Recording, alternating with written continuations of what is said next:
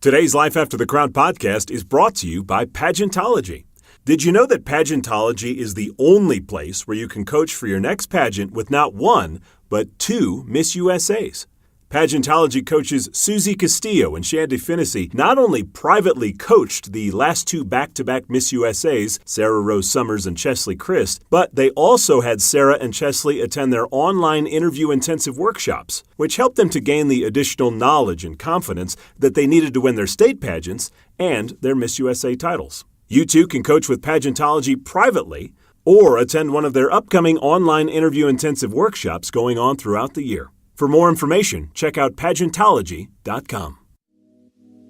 Hey everybody, it's your Miss USA 2019 Cheslie Kryst, and you're listening to Life After the Crown with Tim Tialdo.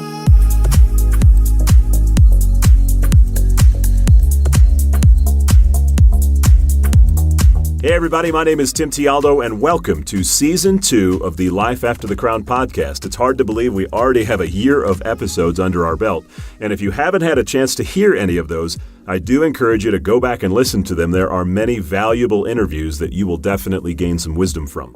Now, for those of you who are just tuning in for the first time, each episode of Life After the Crown, I interview former pageant contestants and title holders and women of influence who share advice and stories on how to help you succeed in the world of pageants, but more importantly, how you can flourish in the professional world once your pageant journey comes to an end.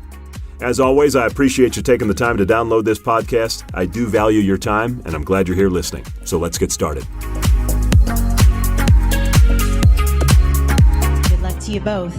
And now, Miss USA 2019 is North Carolina. That is the call from Vanessa Lachey naming Cheslie Kryst Miss USA 2019. And as many of you know, she was a practicing attorney in North Carolina, but will be taking a year away from her career to focus on the job of being Miss USA. Chess, I know you're in the middle of your second consecutive media week. What a whirlwind it has been. Thanks for spending time with me this morning, and welcome. I never thought I'd be saying this. Welcome to the podcast with me. Thank you. Thank you so much. I'm excited to be on. I know. We thought we'd have to wait a little longer for you to be on, but here you are. Yep, here I am. So our little video we shot in the kitchen of the suite the night that you won has like 11,000 views. People just are commenting left. Yeah, and they just love your energy and your excitement. And, you know, the thing that I think was most enjoyable for me to watch after we recorded it and I watched it back was, number one, how excited your mom was sitting in the suite there. Yeah. And number two, how eager you were to sit down on that couch and watch yourself and critique your own performance right after. Because you're like, I want to see how I did. What was it like to sit on the couch and watch? I'm like so overly critical of myself. It's like hard to watch without like adding extra comments or notes or feedback for myself. Very difficult, but it was fun to watch.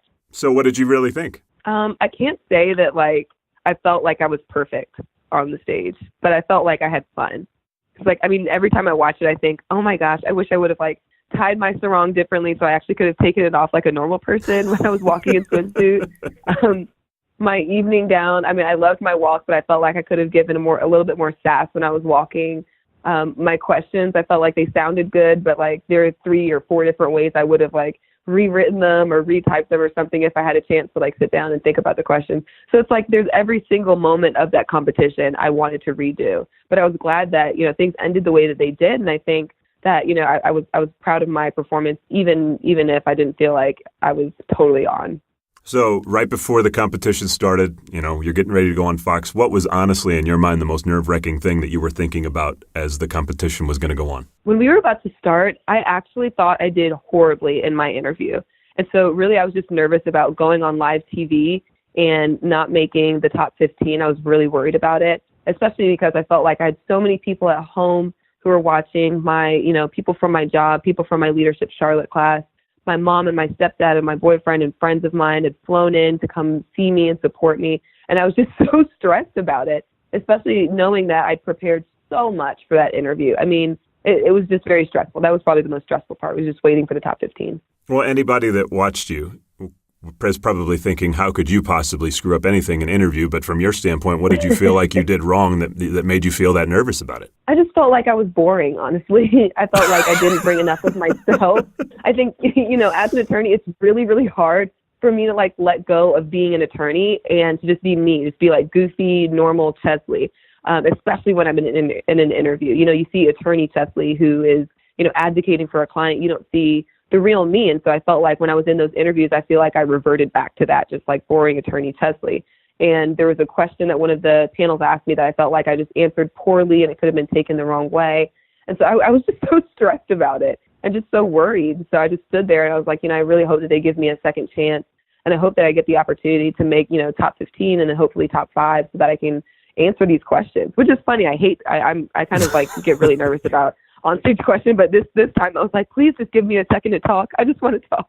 Well, I know you worked with Shandy and Susie on interview. You and I obviously talked a bit about that, and I know you had even expressed to me before Miss USA, you know, I don't want to go back into that attorney phase, but, you know, I think at the end of the day, look, that's what you are. I don't think, you know, you need to change who you are just because you don't think maybe it holds enough energy.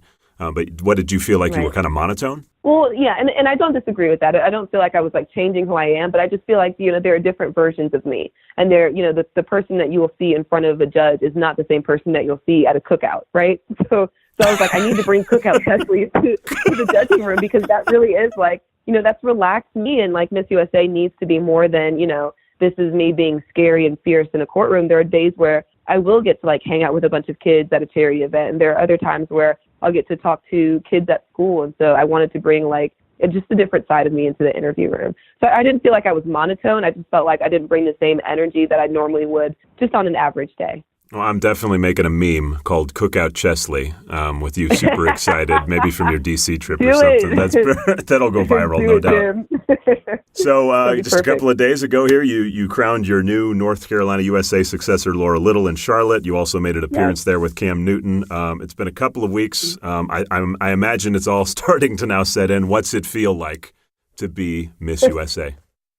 It still feels crazy. You know, I was taking a picture with a group of people the other day, and I was standing on the side, and someone was like, put Miss USA in the middle. And I was like, are they talking about me? It was so weird. And so even now, it still is very strange. Like, even to wake up in my apartment, like I wake up in my apartment feeling like regular Cheslie, and I'll put on my sash and look down, and it'll say Miss USA, and it's still very surreal. So even though I've been to events and taken pictures and done a ton of interviews, it still is very surreal.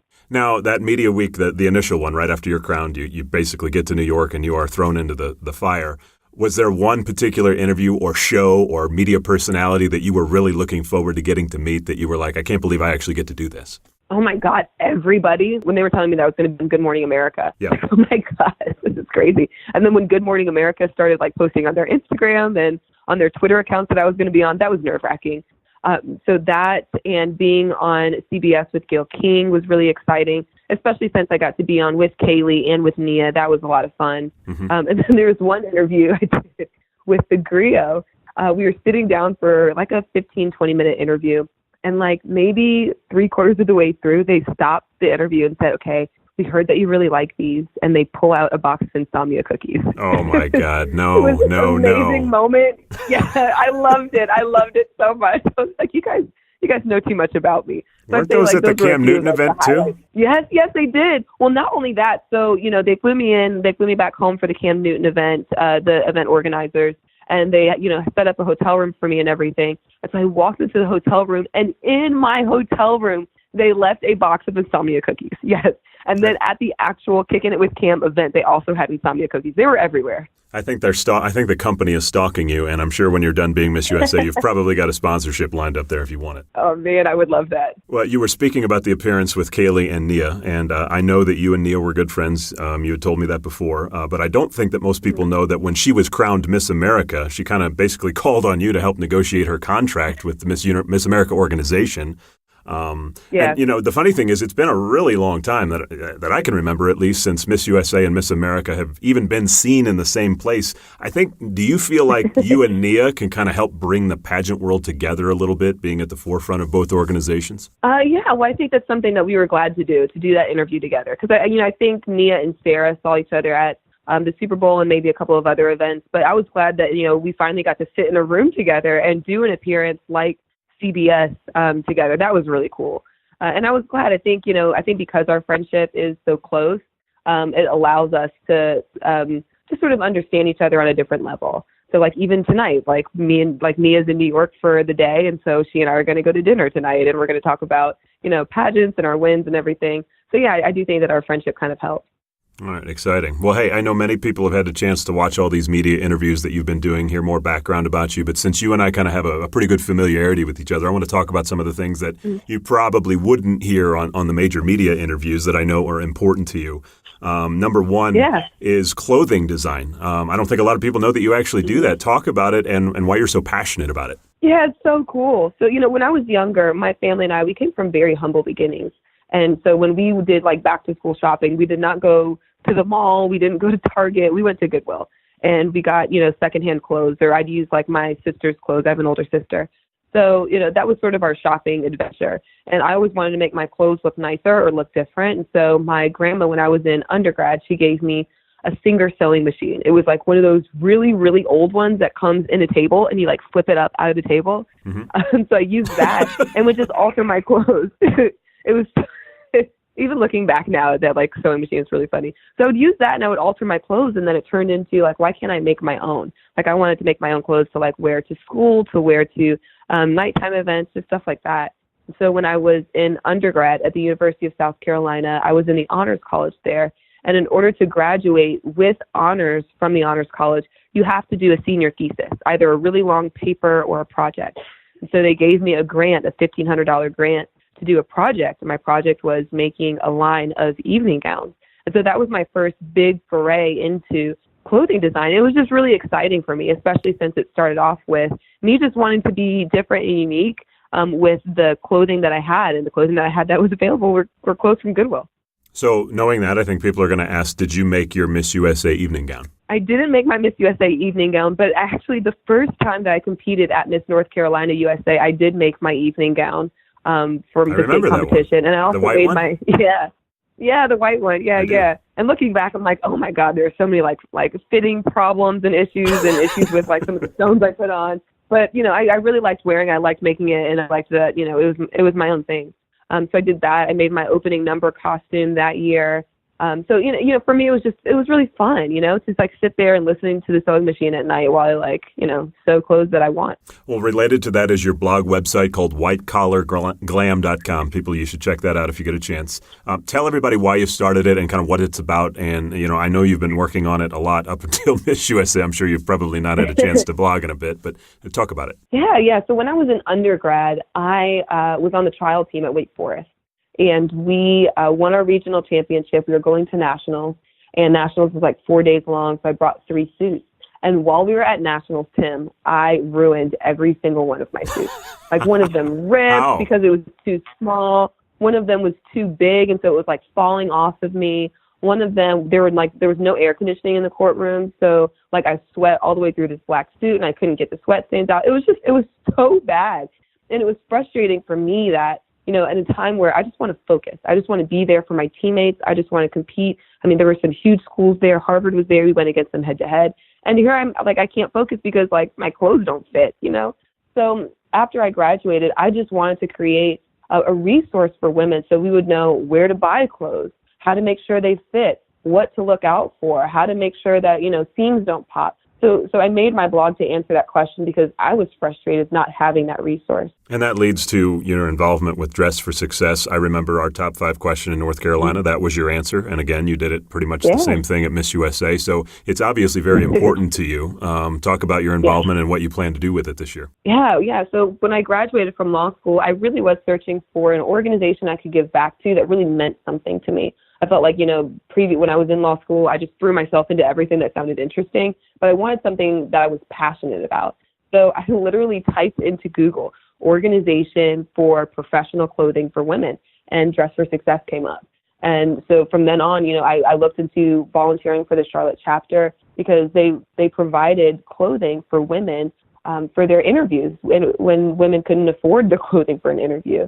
And it just took me back to that moment of desperation in law school, knowing like, how do I afford a suit? I'm a broke law school student. I don't have a job. And I couldn't imagine, being a woman and having children or having people who depend on you and trying to be a provider and not being able to afford just clothes to get a job. So, I volunteered for Dress for Success. It really is very, very important to me. And I'm glad to be able to continue advocating for it now that I'm Miss USA. Well, let's talk about law school. All this relates to pretty much your time in law school. Obviously, you're smart, articulate, intelligent, and I think a lot of people, probably want to know about your journey. You went to Wake Forest Law School, but is that something you always wanted to be growing up? I mean, I know you were a track athlete at South Carolina, so where did that kind of fall in for you? Yeah, so when I was younger, I just felt like I was always speaking for people and representing other people. Like, I have 5 siblings. I was always the one that was talking to mom about whether or not we were going to get punished for something that we did. I was always one that was sort of the mouthpiece for us. And the same went for when I got older and got to undergrad. Like, if my friends had an issue and they needed someone to sort of mediate, I was the person to, like, talk through things. So I just felt like, I've been representing people and speaking for people, and people trust me to do that. And so going to law school and becoming an attorney was just sort of a natural progression from what I was already doing. So I have 3 questions about the pageant that I know a lot of people want to ask you because you kind of broke some stereotypes that I think a lot of people have in their heads when they go in to compete. Number 1 is you're in shape. You have muscle. And I think a lot of girls who compete in sports, when they compete in a pageant, they think, I'm too muscular. They're not going to like me. This isn't the look that they go for. And, you embraced that, and you are muscular. I mean, your legs are powerful. You've got jacked arms. You're ready to go. I mean, the shoulders are ripped. It's like, here comes Chess. What was your feeling competing? Because I remember the first time you stepped on stage in North Carolina, we were like, who is the girl with the abs that go all the way down to her feet? I mean, it was like a 15-pack. We were like, what is going on there? But how do you embrace that, competing in the pageant system? Yeah. Well, I think there were times that I felt the exact same way, where I was like unsure. I didn't know if, I'd be too muscular to be on stage. Because I think when people think of pageant contestants, they think of women who are really model-esque and have sort of a slim build. And I'm just not that. So it took a moment for me, and just acceptance. Like, my body is never going to be that way. Like, there is literally no way that I'm going to be able to ever have a sort of slim build. I am athletic. I'm just as athletic as I was, walking across that stage, even without weight training. Like, I don't go and lift weights at the gym. I literally just do cardio, and my body is just like this. So it took a moment of me just realizing, like, it's impossible for me, and I love my body the way that it is. And so I hope that other women just understand that, if you have an athletic build or you have a curvy build, like, that's still beautiful. And, beauty and being fit and athletic, like, beauty comes in so many different shapes and sizes, and it's okay to not look, the same way that everybody else does. Number 2 is your hair. I love your hair, by the way. You in New Hampshire embraced that this year. Of course, Kara McCullough did the same thing. I think a lot of people kept saying, there's no way they're going to crown another girl with, that big hair. And you wore it, and we talked about it. Gosh, when you won North Carolina, I'm like, you have to go wear this hair on the Miss USA stage because it's so beautiful. And was it hard for you to really sit down before the competition and say, am I going to do this or not? Because the whole week of Miss USA, you didn't. And then you busted it out for the competition. Yeah, exactly. I think, that was something that I did think about a lot. I think, your support helped. And I think a lot of people just sort of assuming, like, your hair is beautiful, you were going to wear it this way at Miss USA, right? I think, that sort of reaction and response that I got from people was incredibly encouraging. But I think you touched on something that was a huge concern of mine, and that just 2 years ago, Kyra McCullough won with natural hair, and she's another light-skinned woman of color. And so I really worried. I was like, I wonder if, like, anybody is going to worry about crowning someone who looks so similar to a previous title holder from just 2 years ago. But, I thought about it, and what's funny is I actually, like, called Kyra and talked to her about it. And I was like, how do you feel about this? Like, I'm really nervous. Like, what do I do? I mean, I feel like I look very similar to you, and and just in that, we both have naturally curly hair. We're both light-skinned women of color. And she told me something that was really interesting. She said that she was a little concerned as well because she was from District of Columbia. She is a woman of color. And just the year before she won, they crowned a woman of color from the District of Columbia. And she was like, if you're the right title holder for this year, then you're going to win. And she just encouraged me to just be confident. And so I stopped worrying about it and just thought, this is me. This is the look that I want. And if there's a title holder from a couple of years ago who won like this, then that's fine. So it eventually worked out. But you're right. I did wear my hair straight like almost the whole time I was at Miss USA. But that was more about like a maintenance thing. my hair is a lot easier to maintain over a long period of time when it's straight. And so I just knew that we were going to have really busy days. And I was like, I'm not going to be worrying about recurling my hair every day. Well, I remember the first year you competed in North Carolina, it was flat. I didn't know you had that hair. And then you came back the next year and I'm like, what is this? This is beautiful. You need to wear this. What are you doing? So I'm just so glad that you embraced it and went with it. And by the way, I was talking to the production company. We actually all happened to be on the plane when we were leaving Reno Tahoe. And they're like, the biggest, hardest part of the crowning moment was we couldn't get Cheslie's face because her hair was everywhere. They're like, we couldn't get the camera angle around it, so we just had to go with it. Yes, which is so funny. And I didn't think about that until I watched the tape delay afterwards. And I was like, wow, I wish I would have just, turned my face towards the audience at some point in time. Because, yeah, you're right. I think I was even facing the back of the stage at one point in time.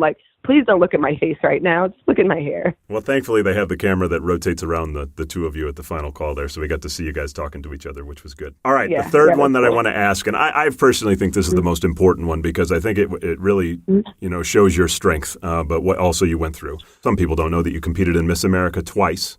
2014 and 15 in that system. And then you went over to Miss USA. You started competing in North Carolina 2016 all the way through, obviously, today. First year in North Carolina, you got, I think you were fourth runner-up. The next year, you didn't make the top 5. And I remember, right after the pageant, pulled you over to the side of the stage there. I know that was a moment of truth for you, and I know it was difficult because I think you felt like you were really in line to maybe take the title there. What went through your mind and how did you really think about, am I going to do this anymore? Am I going to come back or is this just not for me anymore? Well, I think the thing that made me come back, aside from talking to you and talking to a few other people about it, was I couldn't imagine 10 years from now not having competed and always wondering what if. And so I knew, regardless of whether I won or lost, I was going to compete because I didn't want that feeling of regret and I didn't want that feeling of just wondering what could have happened. So, I decided to compete again. But I think, when I didn't make top 5, I only made top 10. I think for me, it just sort of put things in perspective.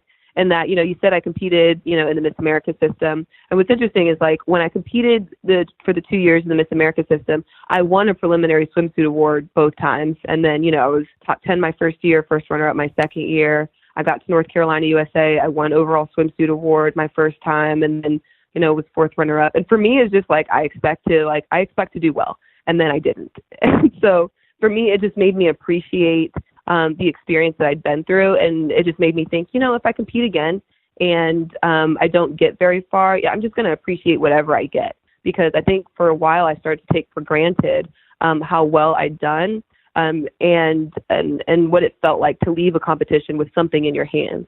Right? Because the year that I was top 10 and left, I didn't have a swimsuit award to walk away with. I didn't have a top 5 award to walk away with. I literally walked away empty-handed, and I'd never had that feeling before, literally ever. And so for me, it was just I know what it feels like to walk into a competition and leave with nothing in your hands and really have to enjoy the experience and pull something out of this besides an award. And so it made me appreciate so much more when I actually won because I know what it feels like to walk away and not have anything in your hands when you leave. Well, look, I know you have a lot of good people around you, but I know there is no more inspiration and, strength behind you than your mother. And, I've obviously had a chance to meet her quite a few times when she's come to the North Carolina pageant. When we do that little introduction meeting, I always see her sitting next to you and I'm like, that's a strong woman. You can just tell. Oh, yeah. Just in her energy that she's a strong woman. What did she tell you at those times, when you were maybe thinking about what do I do at this point? I mean, what was her encouragement to you? Well, what's funny is my mom, she is incredibly encouraging and she knows when to just be that soft voice of encouragement. And she also knows when to give me just a little bit of tough love. So I remember the first year I competed in Miss North Carolina in the Miss America system. I walked off the stage, I was top 10. And I literally had tears welling up in my eyes when I walked over to her after the pageant was over. And she was like, what's wrong? And I was like, Mom, I wanted to win. I was only top 10. What do you mean what's wrong? And she's like, Cheslie, maybe God is trying to teach you a lesson in grace. And I think that was important because it reminded me that regardless of what happens in that competition, you always need to be a graceful competitor. You always need to encourage the people around you. And nobody likes a sore loser. So I think that reminder was great because it was something that I needed at that time. I needed somebody to tell me, like, why are you sitting here crying? There's a new Miss North Carolina, and no, it's not you. But, now is not the time for you to be, like, crying after you walked off of away from a competition. And so, I think she just knows, like, what to say to me at the right times. And for me, like, that was a good reminder. Well, that's a cool story. And, the funny thing is I've had the honor of crowning the two of you, but basically you two are the biggest names in the pageant world right now. We're, of course, talking about Alabama's Hannah Brown. The year before she won, she didn't make top 15. Like, she didn't even make semis. Mm-hmm. She was out. And I think she really questioned whether she wanted to come back. And it turned out that I think 2 weeks before the pageant, her mom said, you know what? I actually enrolled you in the pageant, so you're going. And she was like, what? I don't want to go. And ended up going, and look where she is now. So you two are kind of, you're a big deal right now. No, but I get it. I get what you're saying, though. Yeah. Well, for me, it's really exciting to hear that, like, her mom played such a big role in her competing and in her, like, winning. She wouldn't have been there had her mom not actually enrolled. That's a really cool story. Yeah, well, hopefully you two are able to get together this year and kind of just talk about all the stuff that you guys are doing. Oh, yeah, I'd love that. All right, so let's talk about something called Senior Academy. I know you love being a good role model and mentor to girls around you, and the Senior Academy is something for high school seniors. Can you tell everybody about it? Yeah, so it's a program run by the Winston-Salem Chamber of Commerce, and it's something that I participated in for 3 years while I was in Winston-Salem at Wake Forest. And what it is students who are in high school in their junior year are identified as being at risk of not graduating from high school. And so they have the opportunity to enroll in Senior Academy, which is a mentoring program. You're assigned a mentor, and you meet with your mentor once a week, every week for an hour. And the focus of the program is just helping you to graduate from high school. And Senior Academy, I believe when I left and moved to Charlotte, had like a 95 or 96% graduation rate, which is incredible. And I think it just shows the power of mentorship and how somebody can change your future just by spending time with you. And so that was really impactful to me. It meant a lot to me. And, participating in that program was part of the reason why I got involved with Big Brothers Big Sisters of Central Carolina. I sit on their board of directors. And what I love about their program is they're focused on much of the same. And that, like, if you just have a mentor and someone to encourage you, someone to remind you that people out here care, that you're going to reach success. Now, did you tell me yesterday that you were in the process of trying to become a big sis before USA happened? Yeah. So, the Big Brothers Big Sisters of Central Carolinas, I'd been in talks with them. I was an MC for them at their huge fundraiser called the Big Breakfast. And so we were talking about me joining their board of directors. And, one of those requirements was being a big. And so, we were it's a really long process. You have to take a survey, you have to do a background check and an interview and a bunch of stuff. And so we were sort of in the process of doing that when I won Miss North Carolina USA. So I wasn't able to do that because for me, if I'm going to be a big sister, I want to be all in, and I want to be able to fulfill all the requirements, and I want to be able to make an impact on somebody's life. And I don't want to halfway do it. And so being Miss North Carolina USA just didn't give me the opportunity since, there were so many other appearances and events that I had to do for that year. Well, you're 2 weeks into a brand new job and career. I think a lot of people know that you are an attorney in North Carolina. You work for a law firm called Pointer Spruill. I guess I want to hear about the conversation that you had with them when you said, I'm going to go to Miss USA, and if I win, you're not going to have me for a year. How did that all go down with your boss? Well, it went down really well, actually, because I'd competed for so many years in Miss America and in Miss US in the Miss USA organization. So they knew that. And when I was an intern with the firm, I interned there for 3 years. I would actually take a week off of my internship and then come back afterwards so that I can compete in Miss North Carolina, which is a week long during the summer. So they knew that, and they were already familiar with me and my competition and my idea of competing in pageants. And so when I won Miss North Carolina, they threw me a little surprise party with this crown-shaped cake. It was so cute. And so they've always been really supportive. And, there was one day when I was talking to my boss about how many hours I was working and how many hours I was devoting to being Miss North Carolina USA. And we were really on the same page. And we talked about what would happen if I won. And he was like, yeah, so does that mean you would take a year off? And I was like, yes, I would take a year off. But, it's just so funny saying this now. I told him, I was like, I didn't think it was really important to talk about specifics because the odds of winning are just so slim. It is a big if. Yeah. And it's you can be an incredible competitor. You can be, you can have accomplished so much. And there may just be somebody else who the judges wanted that year. And that doesn't make you a bad person. That doesn't mean that you're not accomplished. It just means that there was somebody else who wins that year. And I'd been in that position where I was like, I'm an attorney. I'm doing all these things in my community. I still didn't win. So I knew that feeling. So I told him, I was like, we don't need to talk about specifics. Like if I win, we'll talk about it then, but the odds are so slim. And then I won.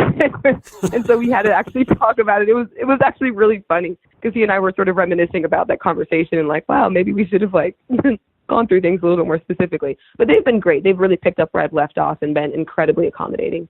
Well, and I'm sure they look at you as a nice little perk for the public relations department of the firm. Yeah, true. So let's talk about belief, because you just mentioned it. If I go, the chances of winning are very slim. And I think, look, every year 51 girls say, I'm going to Miss USA. I want to win. You see the posts. I'm interviewing for my dream job, et cetera, et cetera, et cetera. Going in, give me your honest mental thought of what you really thought was going to happen. So I didn't know, honestly. One of the things I learned competing in Miss North Carolina USA is that God has a plan for me, and his plan is always better than my plan. So the first year that I competed, I didn't win, but instead I was still in law school then. So I served as the national parliamentarian for the National Black Law Students Association. And I spent every single weekend of that year at law school traveling. And I learned so much. I went to Atlanta, I went to Chicago, I went to Baltimore, I went to DC, I went to so many cities in North and South Carolina. And it was a great learning experience for me, but I wouldn't have had that if I won. And so obviously God had a better plan for me that year. And so I came back the next year and I didn't win. And instead, I had time to join the trial team at Wake Forest. And we won a national championship that year. And it was actually Wake's first ever trial team national championship. And I wouldn't have been on that trial team if I was Miss North Carolina USA. And so both of those years taught me that, if you don't win, there is something else out there for you. And God wants you to do that instead of doing whatever you thought you were supposed to do. And so I knew, going to Miss USA, if God doesn't want me to win Miss USA, there is nothing, I can't do anything to change his plan, but I had to rest and rely on the fact that he's got something else planned for me. And if it's not being Miss USA and it's better than Miss USA, I cannot imagine how great and exciting that will be. So I went there just knowing God has a plan for me and I can't change it. But if I'm Miss USA, yes. And if I'm not, then there's something else out there for me. Well, let's talk about that, because that's a big part of your life, your faith. And, I've heard you talk about it many times. We've talked about it on stage. I've seen you talk about it in the media. It is a big part of your life. I believe you and Laura Little, and I think Eliza Minor, your teen, all go to Elevation Church there in Charlotte. Yeah, talk about the role of faith in your life and just how it's helped you to kind of get to where you are right now. Yeah, I think for a while I just didn't understand. And even now, my faith doesn't always keep me happy. There are some days where I actually am very sad and I wonder, what's going on. But I think every Christian has those challenges. It's just that instead of God removing challenges and roadblocks from you, he just is there with you, comforting you the entire time. And so I think it took a while for me to learn that and rest in that and gain a comfort with whatever God has planned for me. So, when there are challenges in front of me, I'm like, God must be building my character. What's funny is this past weekend I was home and me and Eliza and my family, we all went to Elevation, and Holly Furtick was preaching a message about my favorite verse, which is Romans 5:3-5. And it talks about how you should rejoice in your sufferings because suffering produces perseverance, character, and character hope. And so every time I have, a challenge that's in front of me, I just think, God's trying to teach me something. He's trying to build perseverance and character in me. And this is an important lesson for me to learn because he wouldn't have placed it in my way if this isn't something that he needs for me to have. And so, I think it just took a while for me to learn and grow in that. But, every day I'm learning and every day I'm growing. Well, look, and I think your faith in addition to all that you have gone through, I always felt like that was your competitive advantage going in. You are seasoned. You've been through the competition level of Division I track. You've been through law school. You've been through those trial championships. And I had seen you answer questions on stage, and I just remember thinking, if Cheslie gets into the top 5, the freight train's coming. Everybody better just get out of the way and let Cheslie answer because it's going to be beautiful. And certainly that's exactly what you did. I remember the day before Miss USA, I had went home from Teen USA and then came back to watch you guys. And I was sitting at lunch with a bunch of different state directors, and they said, predictions? And I said, North Carolina. And they were like, why? I'm like, just watch. I'm like, if she gets into the 5, everybody just stand back and watch. And it's what happened. I remember they all ran up to me after it, and they were like, you said it. And I'm like, I told you, she was a freaking freight train. Look out. She killed it. Woo! Oh, you're awesome. Thanks, Tim. So I'm super proud of you. It was just so much fun to watch. And, of course, it's been my first national winner to be a part of. So that was so exciting. So now that is done, guess what's next? Miss Universe. Miss Universe. Are you ready for this whole thing or what? Yes, I am so excited. And just, I've started, I've been for a while looking at like a ton of different dresses and thinking like, what do I want my wardrobe to be? What do I want my national costume to be? How do I want to present myself? Like, how am I going to answer like bio questions? And all of that is so exciting. And it's something that I've been waiting to do for so long. So I'm thrilled to be able to finally get to do it. Do you have any ideas of dress, swimsuit? I'm sure you got ideas about the costume, being that you're a clothing designer. You got to have some initial ideas in your head already. Yeah, I already have some ideas, but, just running through them and talking about like what's realistic. And for me, it's like, I'm going to be wearing the USA sash across my chest, and that's like incredibly important to me. And it's just a true sense of pride being able to do that. So whatever my costume is, I want it to speak to the American people and the U.S. because that's who I get to represent, and I'm so excited to be able to represent them. So yeah, just thinking about like what I'm going to wear and everything is really important to me. I know the other 93 countries are they're watching for you. They're like, oh, USA looks pretty strong this year. So who was the last one? Olivia Culpo, I think, was our last Miss Universe. Yeah, it was our last Miss Universe. Yeah, but it was only 6 years ago, and that's not very long. Bring it home. What do you say? We'll be there with you. Don't worry. Oh, well, thank you, Tim. Now, you live with Miss Universe, Catriona. I had a chance to interview her on stage that Sunday before the competition. What's it like living with her so far and just kind of getting to know a brand new roommate that you had no idea you were going to be living with? Oh, she's awesome. She's so sweet. And I think one of the cool things that I really appreciate about her is that, like, I'm just a natural introvert. When I'm out with people, it's really exciting to meet people and get to know people. But, like, when I go home, like, I just want to sit, I don't want to have to, like, be my normal peppy self. I just want to sit there and, like, scroll on my phone and have the TV talk to me. And so I think she understands that and knows that. I think we're kind of similar in a way in that, like, both of us need some alone time and some quiet time after being out. And so I really appreciate that about her. Well, I talked to Sarah Rose Summers yesterday. She said that, while you are going through the blitz of the media weeks right now, there will be a good amount of downtime. But one of the other things that she had mentioned to me that I don't know if you've experienced it yet, I imagine you will, and I've talked to the other Miss USAs who all say the same thing, is that they basically use the equation of this. It's triple the love, double the hate when you get the crown. Have you experienced the good and the bad already?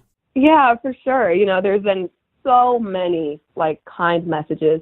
Tim, I tell you, it's been 2 weeks since I won, and I'm still going through both my work and my personal emails. I have like 7 different email accounts. I have a blog email account. And there's so many emails to respond to. I haven't even started looking at Facebook. There's so many messages of support, and I appreciate all of them. And you're right. I think, with that support comes people who, had other contestants that they were supporting and maybe angry that their contestant didn't win. But I understand that. And, I always appreciate constructive criticism. And so, like, there are people who are, like, comment on my page or on my Instagram or social media and say, maybe you could have done this differently, or I suggest doing that. And so, I always appreciate that kind of sort of constructive criticism, people who really just care and just, have an opinion. What I don't appreciate is, people who just want to spread negativity. But what I've learned over time is 2 things. One, my block and delete reflex is very, very strong. And 2, what's important is that hurt people. And many of the sadness and negativity and hatred comes from people who really are just very sad. And so rather than being angry with them and throwing hatred back at them, I just try to, pray for them and hope that, whatever they're going through changes very soon. Because if you think about it, if you have so much time on your hands that you want to create, sometimes they're just fake accounts, and all you want to do with that fake account is spread hatred, then there's something going on in your personal life that must be very sad. So really, I don't let those negative comments affect me. Really, I just hope to pray for those people and hope that, they get out of whatever they're struggling with. Well, I've had a chance to watch a bunch of your interviews that you've been doing. One in particular that your mom had posted that I watched was your interview with TMZ and Harvey Levin. They had pressed you on, the allure of Hollywood and, maybe taking that route once you become Miss USA and not going back to practicing law. if I'm guessing, you can tell me, I don't think that'll ever happen. I think you are totally bought into the law, and that's where you're going to be afterwards. Yeah, I think you're right. So, I mean, I've spent so many years of my life, just studying to become an attorney, 4 years at Wake because I did the JD MBA program, and then, studied for 2 different bar exams. That was not fun, taking and passing the North Carolina bar and then taking and passing the South Carolina bar, having to take time off of work to do that, the learning curve that every new attorney has at my firm, the lessons that I've learned, all of that I put into learning to be an attorney and getting to be a good attorney. And I certainly don't plan on throwing that away because I've spent so much of my time in my life to become an attorney. It's something that I'm proud of. Like Cheslie, Kryst, Esquire, that's something I earned. You definitely, 2 bar exams. Not in a million years would you get me to do that, but congratulations on not only taking both, but passing both, because I know a lot of people don't ever pass it. Yeah, because it can be very, very difficult. And I think, kind of like pageants, passing the bar, a lot of it is just mental. There's so many people who know and understand, what they're studying for, but you get on that bar exam and it is all mental with all those people around you and knowing that this is your future is kind of riding on this test, it's all mental. All right, so anytime I have a national title holder on, by the way, you're the first current national title holder I've ever had on. I post a story to my Instagram stories that just says, hey, any questions for, in this case, Cheslie Kryst? I have 2 listener questions that I found this morning that I really liked that I wanted to ask you, if you don't mind. Yeah. Great, the first one comes from Christina Kessler, who actually participates in the fantasy camps that with RPM. She says, Who are your inspirations that inspire you to keep moving forward to achieve your goals? I have so many. Like, I can't even tell you how many. One of them, an important one, is Sarah Blakely. She is the founder of Spanx. She's a billionaire. And what I love about her is that when she was younger, her father would sit her and her brother down at the dinner table every night, and he would ask them what they failed at. And they would tell him, and they would celebrate together. And by doing that every night with his kids, what their father taught them is that failure is just an opportunity to learn something. It's not actually true failure. It's just a challenge that's in front of you that you need to overcome. And so Sarah wasn't afraid of failure. And so she tried and tried again. And she encountered a lot of challenges when she was starting Spanx, but she overcame that because for her, failure is just another hurdle that she needs to get over. So I love that about her. Sarah Blakely is a huge inspiration. Anna Wintour is another one. She is the creative director for Condé Nast, and she's also been the editor-in-chief of Vogue for, I think 20 years, maybe well over 20 years. But when she was a young junior editor, I want to say it was, she was actually fired from her job after only 9 months. And her boss was like, you're never going to understand the American market. And so she took that challenge and she was like, look, failure is just a part of life, and you just have to learn to get over it. So definitely Anna Wintour is somebody who just sort of inspires me to keep going. My mom is another great inspiration for me because, she's encountered so many challenges in her life and just has always gracefully overcome them and learned from them. And beyond her, I would say that Kamala Harris is somebody that I'm obsessed with. And Tim, you know this story, but a few weeks ago before the Miss USA competition, me and the other RPM title holders, we visited DC, and we just happened to get a chance to meet Kamala Harris, and she took 3 to 5 minutes out of her day just to talk to me and Victoria Paul, Miss Louisiana USA. So all those people are inspirational. I could go on for days talking about the people who inspire me, but those are some big ones. We'll take the trio. That works. All right. The next question comes to us from Alba. She's a pageant contestant up in Michigan. She says, "Did you ever lose your interest in pageants while you were chasing your career goals of being an attorney?" I wouldn't say I lost my interest, but there were some days that I questioned it and just wondered, if I'm competing in, pageants, if I still want to do it, and then if I know that it's going to take time away from work, what benefit am I getting from it? But I think just reflecting on all the lessons that I learned in competing helped me. When I was first runner-up to Miss North Carolina in the Miss America system, the last thing that I did was on-stage question, and then the judges, they write their ballots out and they pick the Miss North Carolina. But I just felt like my onstage question was terrible, just terrible. And that was the last thing the judges saw. And so, after years of reflecting on that, I, got a chance to really work on onstage question. And it was something that has helped me so much in my life. If I'm standing before a judge, the judge is going to ask me a lot of questions, right? And I need to know how to answer them. And I can't be afraid of them. If I'm sitting before one of the senior partners in my firm, they're going to ask me questions about whatever research I've done, whatever, memo or brief I've written. They're going to ask me questions, and I need to be able to answer them. And so, pageants have taught me so much, and I've benefited from them. And so I decided to continue to compete. All right. Last one comes from Jennifer in Texas. She says, what are you looking forward to most in your year as Miss USA? Oh, God, there's so many things. I can't place one over the other. But one thing that I'm really, really excited about is just competing at Miss Universe. Because I've watched for years. Like, I watched when Pia won. I watched when Olivia Culpo won. I watched when Kat won. There's so many Miss Universes that I've watched over the years. And I'm just thrilled that I get to be on that stage and I get to wear the Miss USA sash while I'm there. I mean, that's an exciting moment because I've watched so many USA competitors for years compete. And I'm just thrilled that this year it gets to be me. Did you know that worldwide that pageant is seen by over 100 million people, which is really second only to the Super Bowl? Oh, are you serious? That is so cool. Yeah, I mean, in the USA, awesome. It's not 100 million, that's what the Super Bowl is, but on a worldwide scale, because basically Fox airs it and then they kick the signal out to all the different countries that it airs in. Philippines, Venezuela, Colombia, the big countries that really get super passionate about this stuff. There's a ton of people watching, so that's pretty cool. You're gonna be well known internationally. So thankfully, you've got a whole country behind you. Yay! Well, I'm thrilled. God, that's a great stat. I'm gonna tell my mom that she's gonna put it on a T-shirt or something. My baby was in front of 100 million people. She totally would too. I know she would. Yeah, absolutely. By the way, I am going to have your mom on the podcast. I think it's really because not only is she your mother, she is a former Mrs. North Carolina, so she fits the bill. Yep. For Life After the Crown. So not only talking about her title, but raising a Miss USA. So I'm looking forward to talking to April about that. We got a few minutes left. I can't wait. I know you're probably going to hear some stuff you've never heard. Who knows? Yeah, exactly. All right. So we have rapid fire get to know you questions. So it's 10 questions, game show style. These are kind of fast and quick and fun. I made these all up this morning, just kind of based upon your personal experience. So are you ready? I'm ready. Let's do it. All right, here we go. Number 1, media personality you were most excited to meet during your media week. Oh, gosh. Gayle King. Number 2, most surprising thing that has occurred already as Miss USA. Getting verified on Instagram. You got the blue check? I got it. Nice. Number 3, describe your new New York City apartment in one word. Giant. How big are we talking? Like 2,500 square feet, 3,000? Honestly, I don't know the square footage, but there are 3 bedrooms, 3 bathrooms, a living room, a sitting room, a dining room, a kitchen, a foyer, and a storage room, a couple of storage rooms. I mean, it's giant. That could be 2,500. That's nice. Okay, very good. Number 4, what were you most nervous about the night of the Miss USA competition? Making top 15.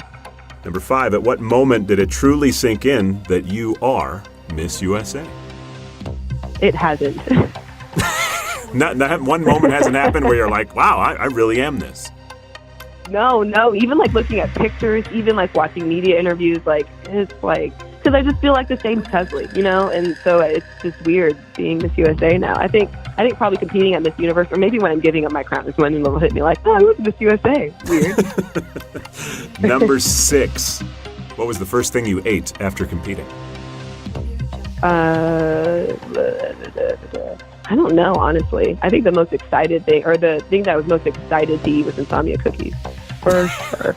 Oh, no, that's right. I had cake because it was my birthday. My birthday was, because my birthday was April 28th and Paul's birthday was April 29th. And so they had a cake for us to eat. That was it. Wow, yeah. It was dessert. Truly. Cake, perfect. But I like the plug for insomnia. They're totally listening. Number 7, will you miss being a full-time attorney this year? Yeah, I will.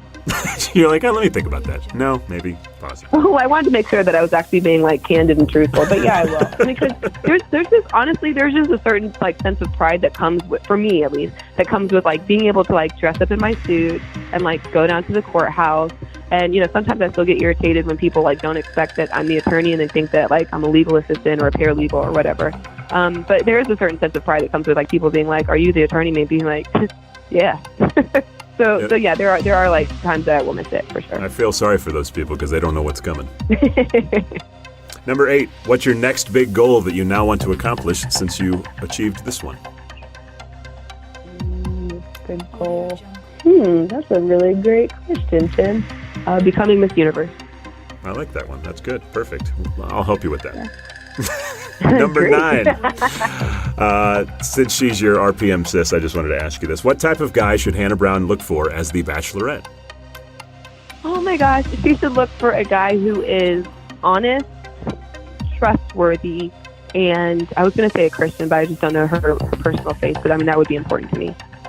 Well, I told her whoever she brings back to Alabama this year, we're totally going to give him a hard time, so. Yay. Can't Number wait. 10, last one. What is Miss USA's favorite food? God, dessert. I just have to put dessert generally. Because I love cookies and brownies and cake and like gummies and Reese's and Twizzlers. I love everything, just dessert. This is not going to help us get in shape for Miss Universe, Cheslie. Come on now. Oh, no, of course it won't. But, I've got a few weeks before I really need to kick it into gear. So until then, I'm eating like dessert for breakfast, lunch, and dinner. Cheslie Kryst's Miss Universe swimsuit body, sponsored by Insomnia Cookies. That would be awesome. Well, hey, I know you. It very well could happen. No doubt about it. Well, hey, I know you got more interviews to do today. Thank you so much for taking an hour out of your time to spend with me, and I certainly look forward. I'm sure I'll see you here during the summer or in North Carolina, one of the two. So best of luck to you this year.